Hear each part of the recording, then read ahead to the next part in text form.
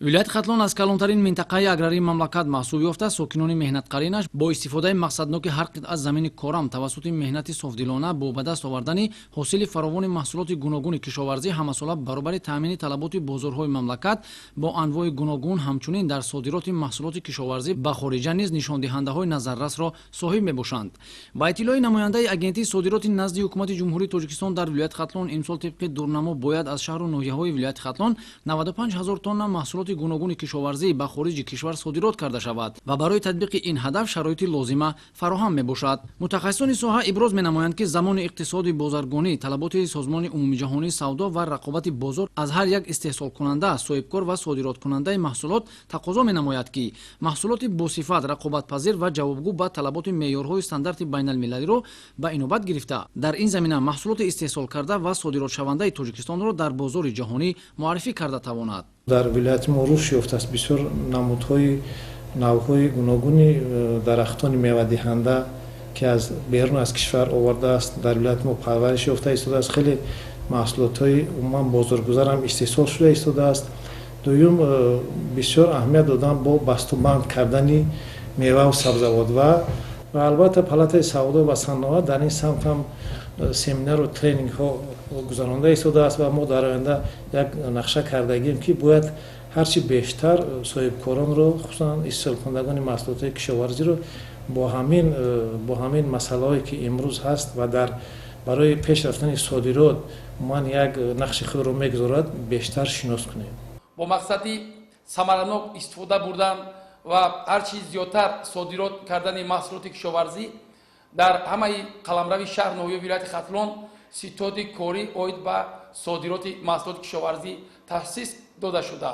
дар ин кори ситод бевосита муовинони масъули шаҳр ноҳияҳо вобаста карда шудаанд. Инчунин бо дар назардошти он ки дар қаламрави шаҳри Левакан, ноҳияи Шаҳртуз, ноҳияи Қабадиён, ноҳияи Восе ва ноҳияи Ҷалолиддини Балхӣ истгоҳҳои роҳи оҳан барои содироти маҳсулоти кишоварзӣ ташкил карда шудааст.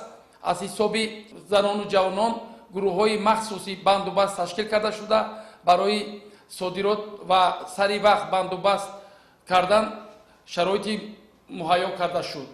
масъулини мақомоти иҷроияи ҳукумати давлатии вилояти Хатлон ҷиҳати татбиқи амалии дастуру супоришҳои роҳбари давлат дар самти баланд бардоштани ҳаҷми истеҳсоли маҳсулот ва содироти он тадбирандешӣ карда то ба имрӯз аз ҳудуди вилоят маҳсулоти гуногуни соҳаи кишоварзӣ содирот кардаанд. бо дар назардошти тақвияти иқтидори содиротӣ ва дар ин замина рушд бахшидани соҳаи кишоварзии мамлакат, сиёсати давлат дар соҳаҳои савдо ва хизматрасонӣ ба се самти асосӣ ҳавасмандгардонии содирот, таъмин намудани гуногуншаклии истеҳсолоти ба содирот нигаронидашуда ва содагардонии расмиёти савдо равона гардидааст.